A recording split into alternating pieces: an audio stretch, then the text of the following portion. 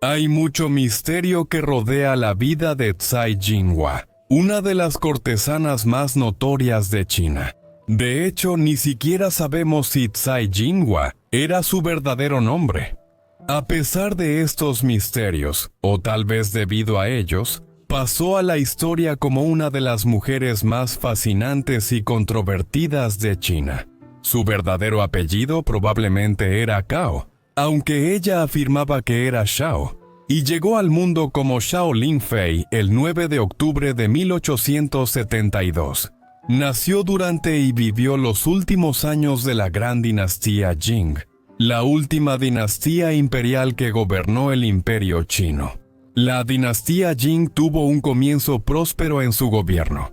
Durante este tiempo nació una economía nacional floreciente. La población se disparó y surgieron logros culturales como la porcelana y el tallado en jade. Sin embargo, para cuando nació Jinhua, la dinastía se acercaba a su inevitable y agotador final.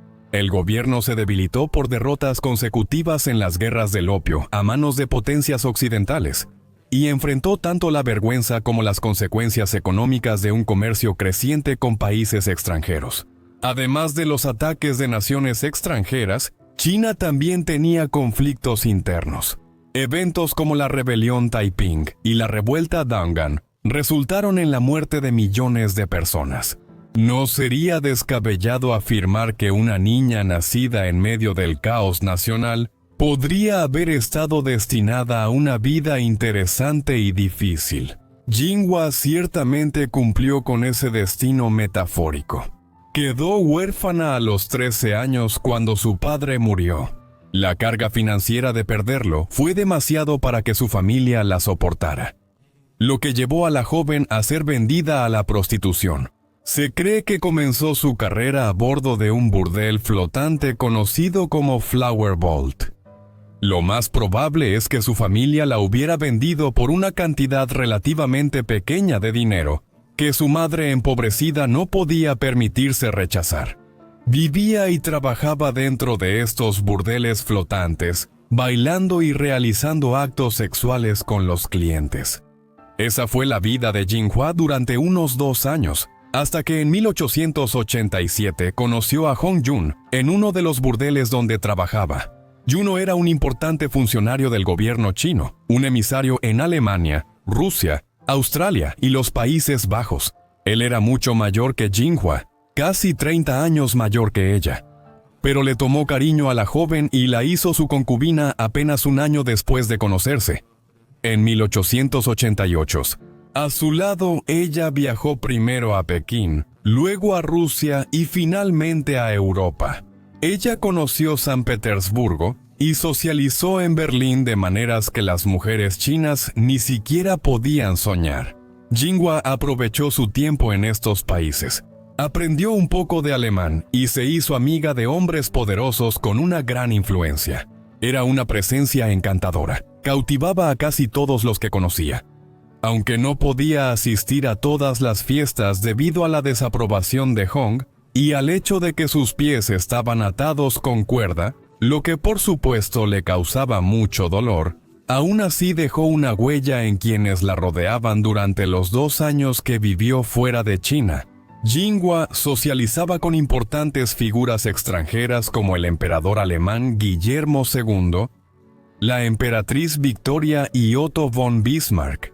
Sin embargo, fue una relación que formó con Alfred von Waldersee, la que terminaría siendo la más importante para ella más adelante en su vida. Después de terminar su gira, la familia de Hong Yun, incluida Cai Jinhua, se estableció en Pekín. Fue allí en 1890 donde Jinhua dio a luz a su primera y única hija, una niña llamada Daeguan. No se sabe mucho sobre Daeguan, pero podemos suponer que fue muy querida. Bueno, Jinhua hizo todo lo posible para proveer para la niña. Solo 3 años después, Hong Yun murió a mediados de sus 50 años. Jinhua, que aún era una mujer joven, y su hija, Daeguan, caminaron detrás de su ataúd durante el funeral. Tras la pérdida de Yun, Jinhua se encontró sin dinero una vez más.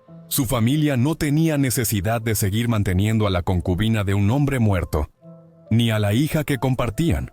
Después de la pérdida de Hong Jun, parecía que Jinhua no tenía otra opción y volvió a lo que conocía: la prostitución y el trabajo en burdeles. A diferencia de sus primeros años en este oficio, que fue más de una década antes, ahora era una mujer adulta con experiencia y relatos interesantes sobre lugares lejanos para entretener a los hombres que acudían a los burdeles. No pasó mucho tiempo antes de que se volviera increíblemente popular, prácticamente una celebridad local. Su negocio prosperó en Shanghái y luego en Tianjin antes de mudarse una vez más a Pekín, donde anteriormente había vivido con Hong Jun.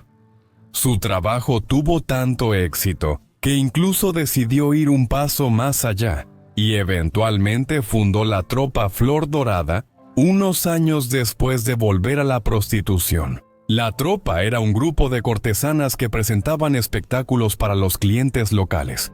Un punto de inflexión tanto en su vida como en la historia de China llegó en 1900 con la rebelión de los Boxers. La rebelión de los Boxers fue un movimiento antiimperialista y anticristiano que tuvo lugar en el norte de China. Además de sus creencias antiimperialistas y anticristianas, los Boxers, o la Milicia Unida en la Rectitud, también se oponían firmemente a la idea de la influencia extranjera en China. Este resentimiento surgió por el creciente número de misioneros cristianos que habían viajado a China a lo largo de los años, y especialmente durante la Guerra Sino-Japonesa, en 1895. La violencia se había estado gestando durante años en todo el imperio, pero fue al cambio de siglo cuando los llamados Boxers marcharon hacia Pekín, lo que resultó en un asedio. Esto dejó a miles de cristianos chinos y extranjeros atrapados y en peligro. El asedio llevó a la intervención de la Alianza de las 8 Naciones, que estaba compuesta por Estados Unidos, Rusia, Francia, Gran Bretaña, Alemania, Italia, Japón y Austria-Hungría en la rebelión. La alianza inicialmente no tuvo éxito al cruzar las fronteras hacia China, pero después de traer más tropas, lograron abrirse paso y llegaron a Pekín. Fue un período violento y sangriento, pero finalmente el asedio fue levantado, y aquellos sospechosos de ser Boxers o simplemente de simpatizar con ellos fueron ejecutados. Oficialmente fue una victoria para la alianza y para aquellos a quienes intentaban proteger. Por supuesto, estos eran los cristianos y los extranjeros que vivían en China. En septiembre de 1901 se firmó el Protocolo Boxer, y los funcionarios del gobierno que participaron en la rebelión fueron ejecutados, tal como lo habían sido los ciudadanos a quienes representaban. El viejo amigo de Jinhua, a quien conoció durante sus años en Europa como concubina de Hong, Alfredo von Waldersee, fue el comandante en jefe del ejército de la Alianza, que estuvo estacionado en Pekín después de la rebelión Boxer. Los dos se reencontraron y reavivaron la relación que tenían, la cual alguna vez estuvo rodeada de mucho misterio. Nunca sabremos con certeza si fue estrictamente platónica o de naturaleza sexual, pero eso no ha impedido que muchos especulen al respecto. Sin importar los detalles de su relación, sabemos que ella influyó mucho en él. Cuenta la leyenda que fue Jinhua quien lo convenció de tratar a los ciudadanos de Pekín con menos severidad e incluso mostrar misericordia en ocasiones. Con el paso de los años, Jinhua se casó 2 veces, primero con Huang, un ingeniero ferroviario, y luego con Wei Sai-yong, ex jefe de la Oficina de Asuntos Civiles de la provincia de Jiangxi. Cada vez ella sobrevivía a su esposo y quedaba sin dinero, recurriendo a la prostitución una y otra vez. Se encontraba con dinero, pero luego sin él, lo que llevó a Jinhua a convertirse finalmente en la madama de su propio burdel, donde eventualmente se metería en problemas. Fue acusada de causar una gran angustia emocional a la mujer que trabajaba con ella. Este maltrato y la supuesta tortura llevaron a una de las mujeres al suicidio, y Jinhua fue culpada por ello. Jinhua fue llevada a juicio y fue condenada. Como resultado, Fue enviada a prisión, pero eventualmente los cargos se redujeron a homicidio involuntario. Sin embargo, los procedimientos legales consumieron la mayor parte del dinero que tenía a su nombre. Al final de su vida, parecía que había pasado de un extremo al otro en la carrera de cortesana, pasando de ser la abusada a la abusadora, lo cual, desafortunadamente, es común en ese tipo de trabajo. Para cuando Jinhua era una anciana, ya no tenía dinero a su nombre y vivía gracias a la generosidad de sus admiradores. Muchos no habían olvidado lo que Jinhua hizo en Pekín por las personas que sufrían a manos de la Alianza, ni se habían cansado de sus entretenidas historias de su tiempo en Europa. Quizás su principal fuente de ingresos provenía de periodistas e historiadores que querían escuchar su historia. Muchos estaban lo suficientemente intrigados como para pagar una suma considerable de dinero por escuchar lo que tenía que decir. Tsai Jinhua tuvo un final de vida bastante triste. Ella sobrevivió a su único hijo por 2 décadas. Cada hombre con el que se casó perdió a ambos padres y murió sola durante el duro invierno de 1936, a los 62 años, debido a una enfermedad relacionada con el clima, probablemente un resfriado común. Fue enterrada en Pekín, y el famoso calígrafo Ji Baishi la inmortalizó al crear una hermosa lápida para la cortesana sin dinero que, según muchos, salvó la vida de muchas personas en Pekín gracias a su relación con Alfredo von Waldersee después de la rebelión de los Boxers. Su legado se volvió poderoso, y su historia ha fascinado a los historiadores durante años y años. Ha habido numerosas versiones diferentes de su vida.